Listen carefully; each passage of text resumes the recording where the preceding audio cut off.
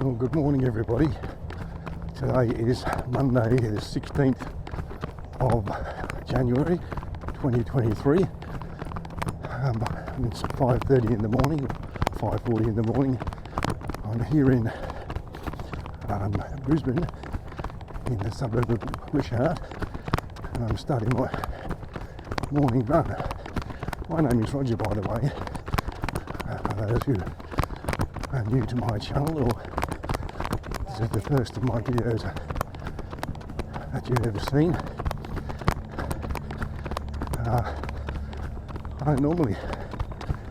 I live in Goulburn, which is a town of about 25,000 people, about 2 hours or 200 kilometres southwest of Sydney, on the way to Canberra and Melbourne. I'm in Brisbane at the moment, visiting my son and his wife, and visiting my grandson. Now, for those of you who are new to my channel, or you come across this video via Facebook or something, welcome. Thank you for watching. Thank you all the subscribers. Good morning and welcome also. For those of you who are not familiar with my channel, on here you'll find running videos, motorcycling videos, videos about Goulburn, videos about northern Tasmania, mostly around Launceston, children's stories. I started making those, my own grandchildren, when I was much younger and ready for bedtime stories, and I've kept making them because they prove popular with people who watch my channel. There's also just a random selection of things that I'm interested in. If you haven't subscribed, please do. I don't have any commercial arrangements or anything like that. I don't do it for any monetary gain. If you see ads on my videos, they're ads that are put there by YouTube, and I don't gain anything from them. I just do it all for fun, and I'm happy if people watch and like things. If you have a comment about anything on any of the videos, except the children's one, stories ones, where, because they are for children, YouTube block comments, and I think that's for the safety of children. But with the other videos, if you have a comment about anything or something you'd like to say, please do so, and I will get back to you when I become aware of your comment.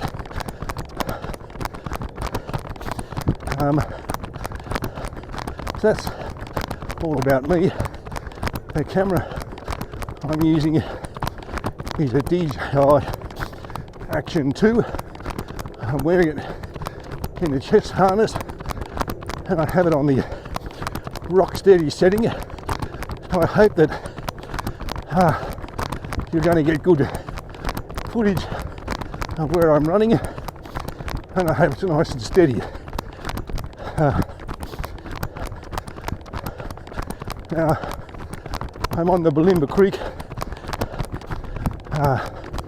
cycleway, which I have run before and have videoed before. So you might be familiar with some of this scenery from previous videos, and I'm doing it today because I'm going to run a 10k course. As I say, out and back course, and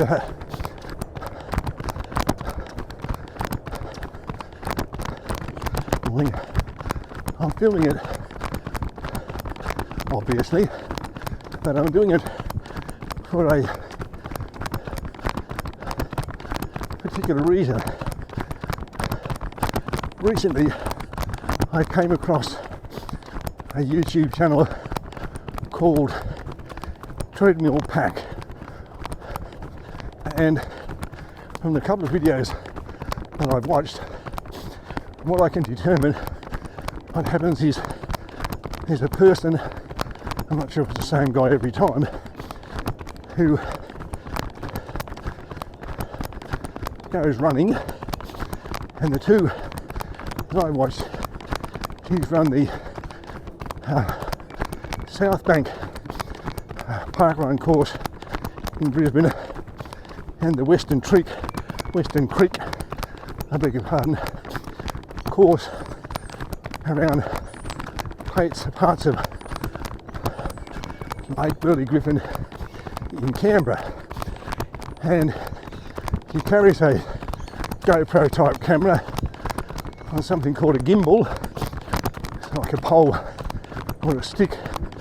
He carries it on it, and he keeps it very steady while he's running, and he just records the run. At the beginning, he gives you some information about distance and pace and speed and cadence and so on,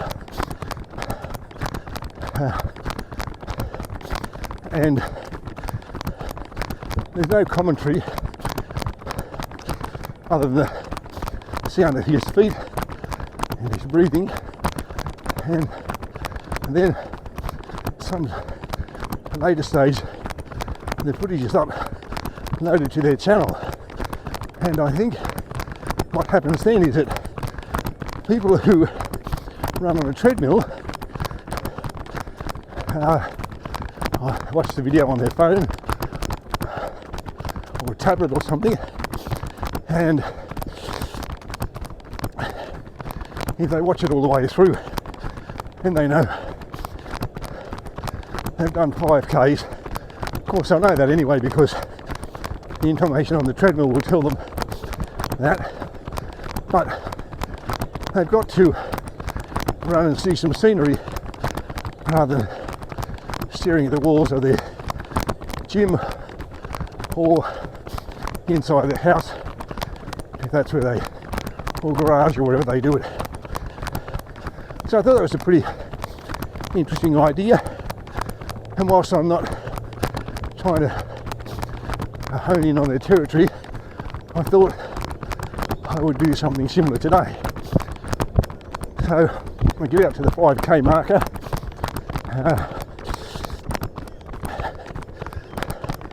turn around, and hopefully when I'm editing the footage, I can separate into two videos, the 5k out and the 5k back.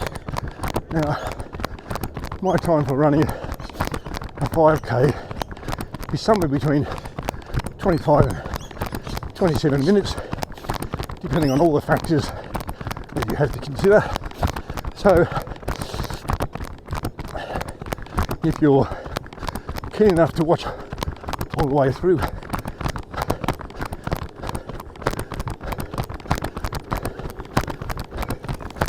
then you'd have done a good 25 or 30 minute workout and done your 5Ks. Now on that subject, I get a monthly report from YouTube that tells me about people who watch my channel only.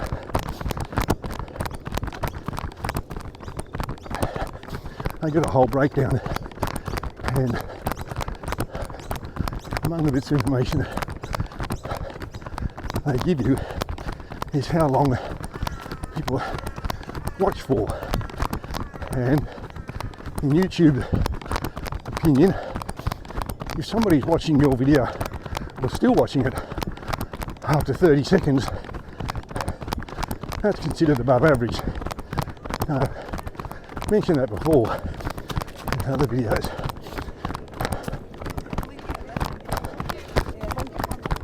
And I'm just saying it again because I'm as guilty of it myself sometimes, in that I like to watch stand-up comedians, and I click on or tap on a video, and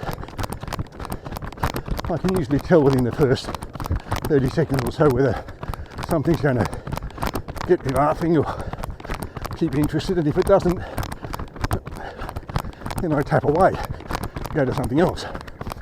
And on the other hand, if I find something interesting, like the treadmill videos, I watch it all the way through. Or motorcycling, or watch repair is something I'm also interested in. I love watching people work on these just exquisite pieces of design and engineering. And sometimes those videos will last 35, 40, 45, 50, maybe an hour sometimes, minutes. So I watch them all the way through. So I guess I'm saying give some consideration to the person who's created the video. Maybe give it a bit longer than 30 seconds. In this case, you're watching me, you're just going to hear more of the same, see some scenery, so it's a bit different from what you're used to seeing, and depending on my mood and so on, I'll talk about something that may or may not be running related. I have mentioned this in early videos, but one of my grandchildren, a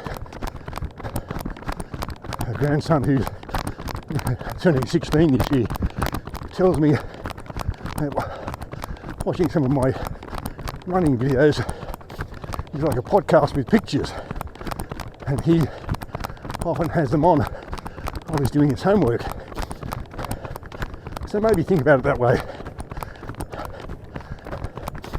Now, move on to talking about running a bit, and I should preface everything and be upfront about it by saying I have no training, no qualifications, no expertise, no medical knowledge, none of those things. I'm not a sports coach. I don't have degrees in sports science or anything like that.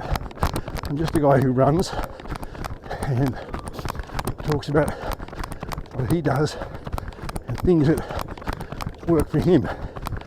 So, good morning. Take everything I say with that in mind, and if as a result of watching my videos you're inspired to start running, we'll come back to it after a long break. My first piece of advice to you would be go and have a medical, or at least go talk to your doctor and just see if there are any issues. Coming back to the treadmill situation for a minute, I've only ever run on a treadmill once, and that was when I went for a heart test a couple of years ago. I must say I didn't really enjoy it. I like to be outside, seeing the scenery, fresh air, different sorts of weather conditions and so on. But I understand that there are people who go to gyms and use a treadmill as part of their workout, And I guess there are other people who have a treadmill at home because they don't want to go to a gym, or they don't think there's any good running tracks, or perhaps they don't feel safe running outside.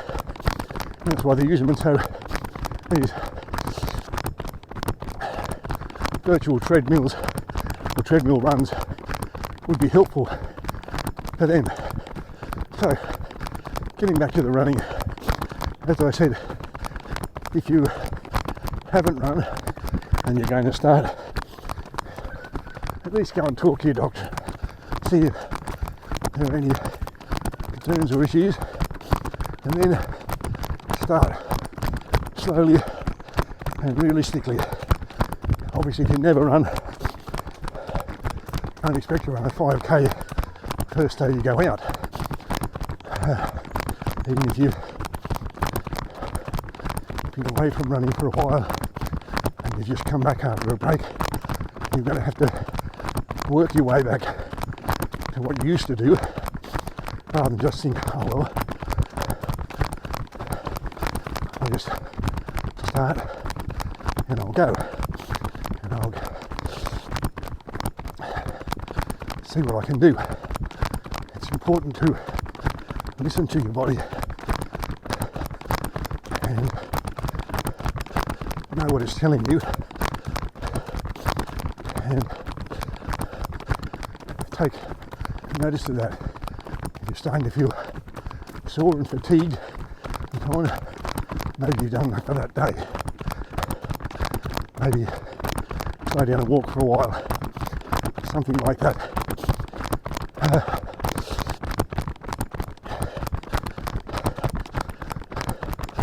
Use your way back into it by doing it a couple of times a week, maybe, rather than every day, until you get back to or get up to the level of fitness and the capability that you think or that you want to have. I've spoken about this before.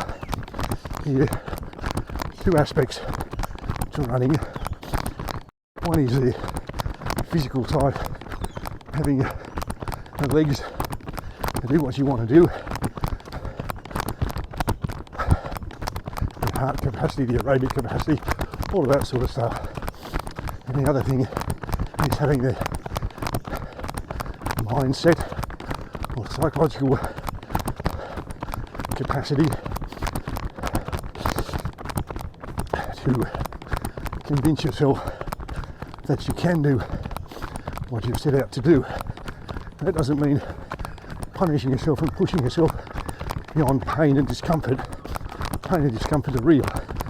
They're there for a reason. But perhaps when you come into a bit of a rise like this and you think, oh gee, it's really hard, I don't think I can make it. That's when the psychology comes in, telling yourself, just put one foot in front of the other and keep going. And as I'm doing, by the time you get to the outdoor gyms and stuff here, you'll be on top of the rise.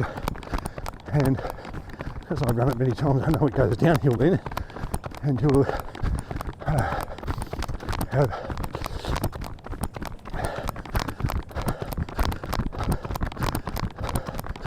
proven mind over matter this time.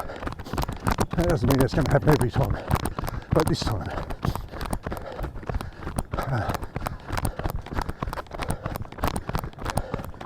There are lots of people on YouTube giving all sorts of advice about running, and I'm sure they all know what they're talking about. And some of them have sports science qualifications to back up what they say, as well as their years of experience with running. And I think what you'll find is, like lots of other things in life, those YouTubers are or podcasts or self-help books or whatever, you take a little bit of each of them and you either consciously or perhaps sometimes subconsciously apply it to your own circumstance. So I'm on the Balimba Creek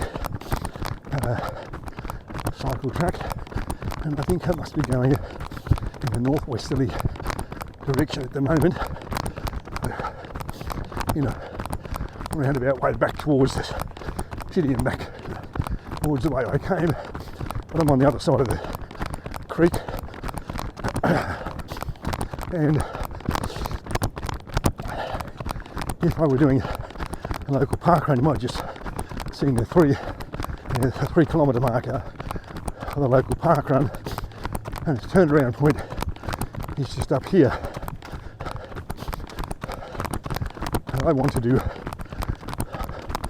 5 out and then of course 5 back, so I'll keep going past that turnaround point.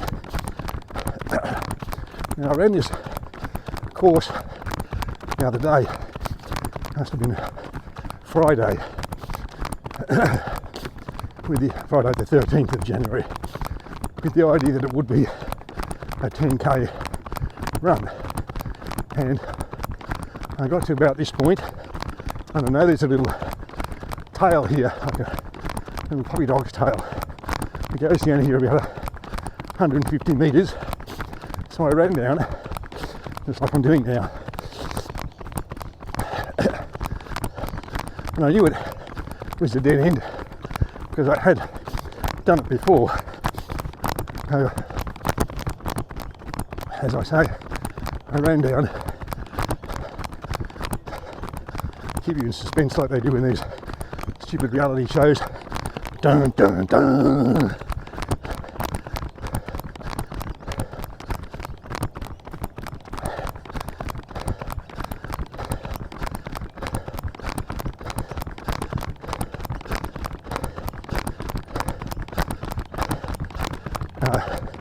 Kept you in suspense for long enough.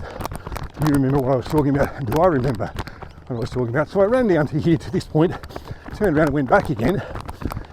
And so, like I said, about 140, 150 metres. Then I continued over the bridges I'm going to, and on the rest of it, until I got the 5k marker. When I got to the 5k marker, which I knew by the buzz on my watch, I turned around and went back exactly the same way I'd come, crossed this bridge, kept going back up the rise to the gym and so on, got back to my starting point, stopped my watch, found I'd done 9.8 kilometres, and that's because I'd forgotten to do the puppy dog's tail bit on the way back. So I'll have to remember to do that this time. So this is the Jorgensen Bridge, named after a family, Jorgensen. Imagine with a name like that, they were Norwegian or Swedish, and they were early settlers in this region, or this part, and it was known as Upper Mount Gravatt. I think it's called Wishart now, but I'm not 100% certain. I may have crossed some suburban line somewhere.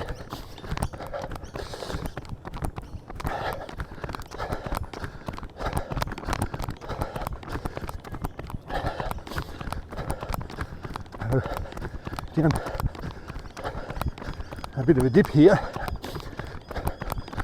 And it's another one of those minor matter things, because when you come back, of course, you've got to get up it, and it looks quite daunting when you're at the bottom of it, but you just keep putting one foot in front of the other and concentrating on getting up the hill, maybe putting your head down a little bit rather than looking up and ahead, because That way you're focusing on what's directly in front of you rather than how far you've got to go and how steep the hill might be,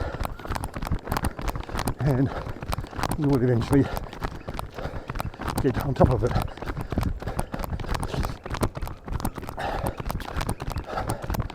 This bridge here is called the Les Bird Bridge, and according to the sign, which we'll see on the way back, he was another local identity who lived here all his life.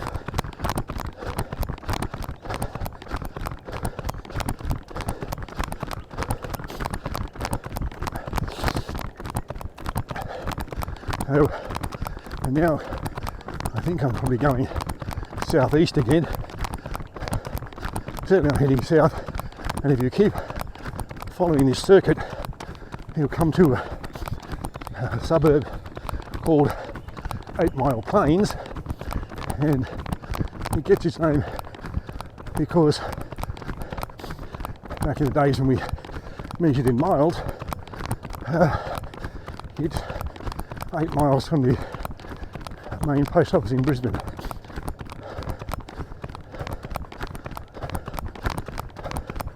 I don't know anything about its early history, but now, in part of it that I've seen, there's a bus depot, and a large car park, and buses, bus passengers, some shops, medical practice, things like that.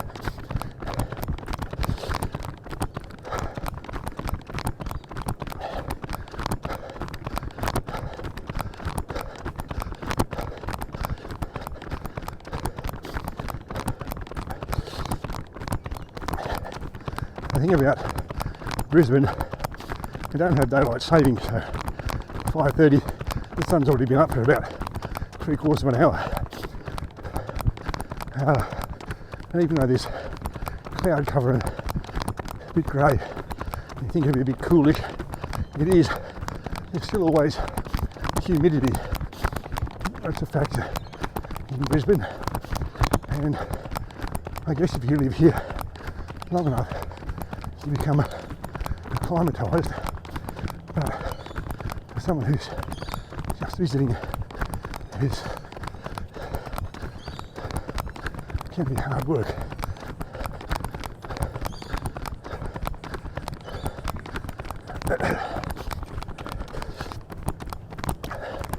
A little ways to go to get to the 5 kilometre marker.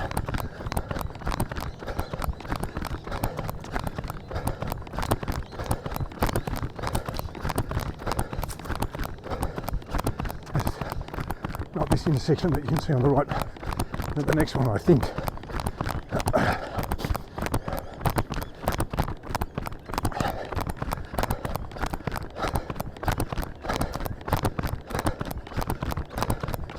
That's where these yellow handhold things up ahead that you might be able to see. I hope I'm right in saying that.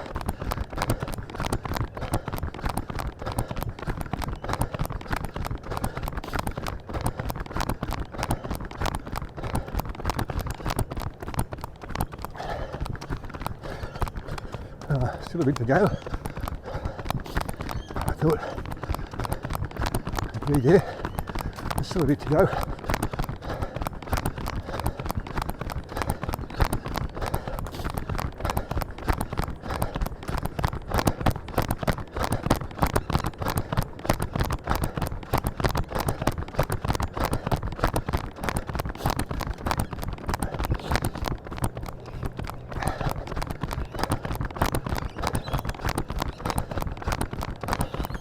And there is the 5 kilometre marker.